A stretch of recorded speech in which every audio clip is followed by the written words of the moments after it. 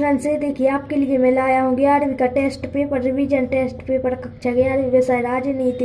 ये मैंने हाल करके रखा है कॉपी में। ये देखिए आंसर, पहले का वर्कर, दूसरे का है 9 दिसंबर 1946, तीसरे का है अमेरिका, चौथे में है भारत और ये पांचवे में है 12।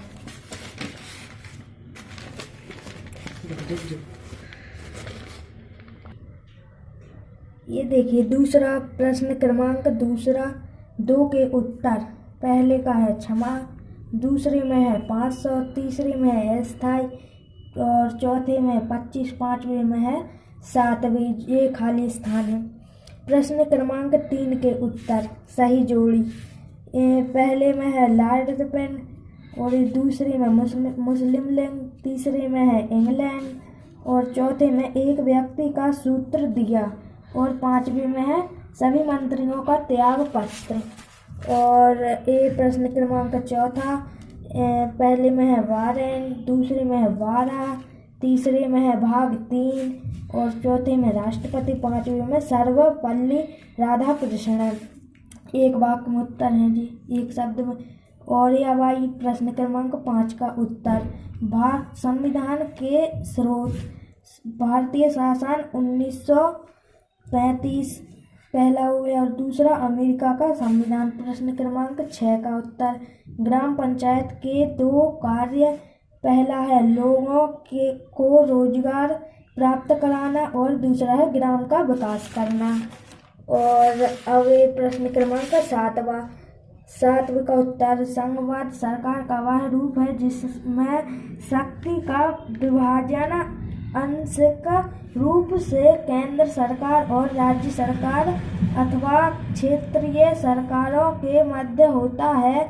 संघवाद संवैधानिक तौर पर शक्ति को साझा करता है क्योंकि इसमें शासन तथा साझा शासन की व्यवस्था होती है।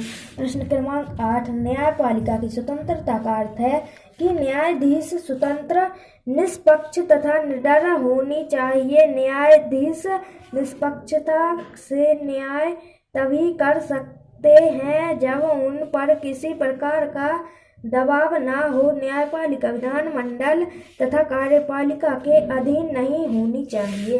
प्रश्न क्रमांक 9 का उत्तर, राज्यसभा को संसद का स्थानीय सदन, राज्यसभा एक स्थायी सदन है और यह भंग नहीं होता।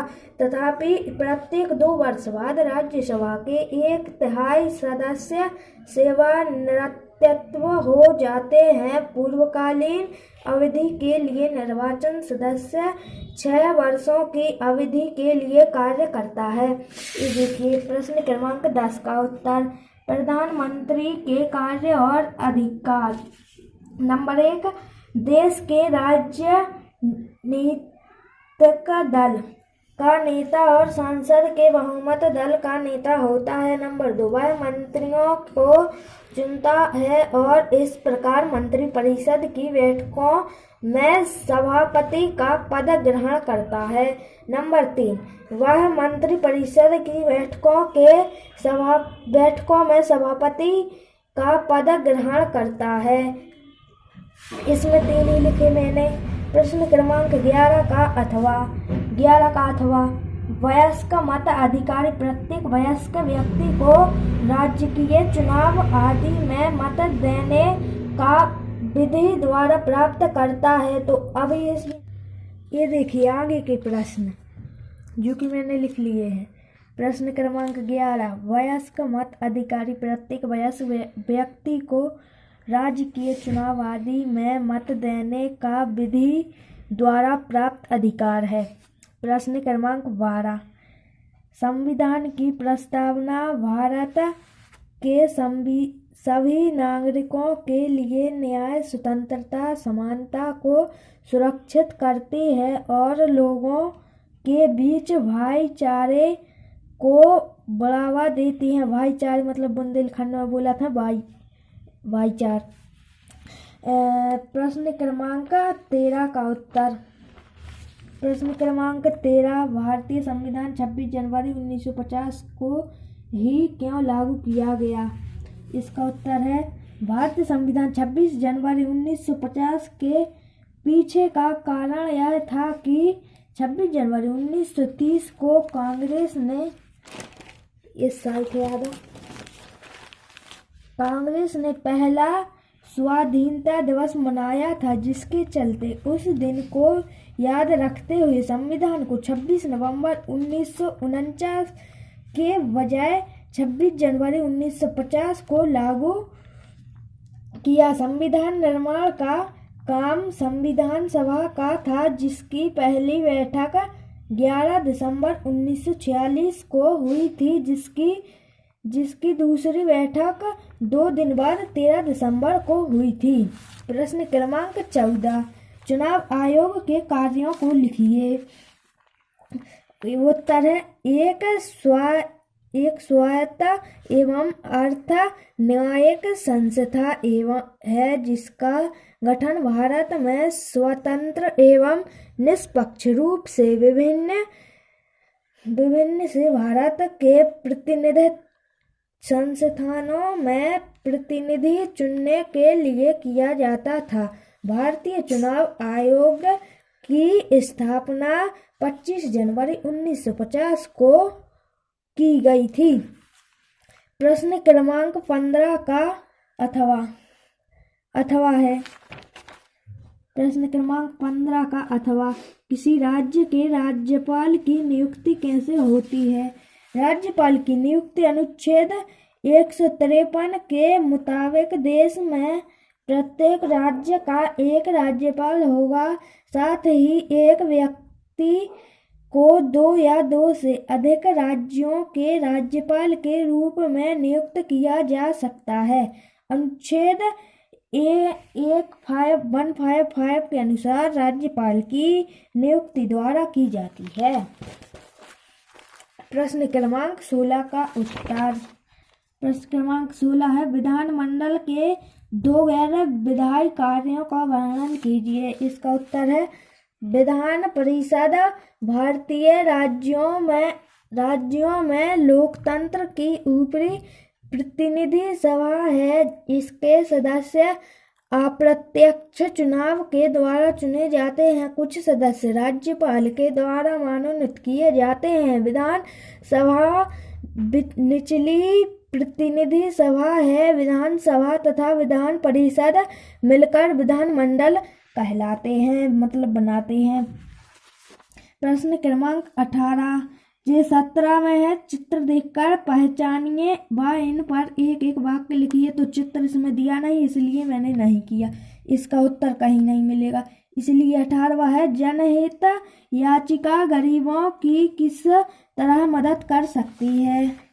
जनहित याचिका से गरीबों को सामाजिक न्याय की प्राप्ति होती है। जनहित याचिका से अभिप्राय ऐसी याचिकाओं से है जिन्हें सामान्य के हित में पीड़ित व्यक्ति के जगह पर कोई भी अन्य व्यक्ति एक साधारण पोस्ट कार्ड द्वारा याचिका दायर कर सकता है। इन याचिकाओं पर न्यायालय शिक्षता से विचार करता है।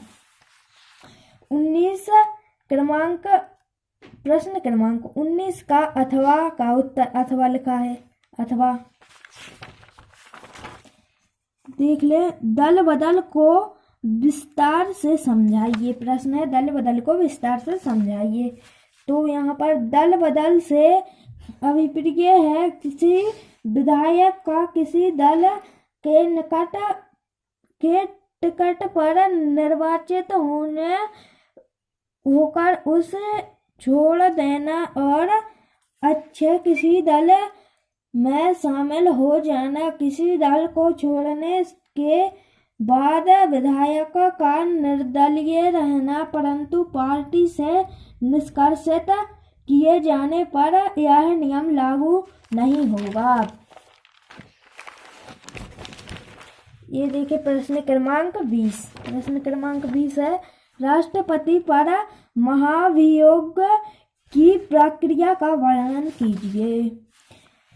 प्रश्न क्रमांक 20 का उत्तर, महाभियोग वो प्रक्रिया है जिसका इस्तेमाल राष्ट्रपति और सुप्रीम कोर्ट का हाई कोर्ट के हटाने के लिए किया जाता है। इसका जिक्र संविधान के अनुच्छेद 61 एवं 124, 4, 5, 207 और 218 में मिलता है। महाभियोग प्रस्तावना सिर्फ तब लाया जा सकता है जब संविधान का उल्लंघन, दुर्व्यवहार का या अक्षमता साबित हो गया है।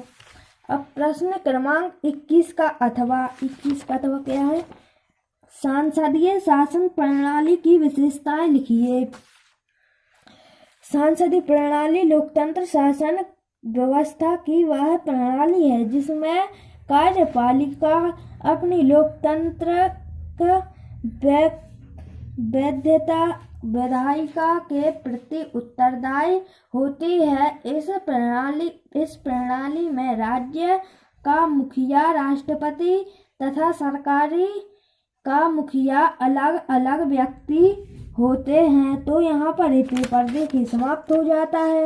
यदि वीडियो पसंद आई हो तो लाइक करें और शेयर करना ना भूलें और चैनल को सब्सक्राइब करें यदि कल का पेपर आपको चाहिए हो तो।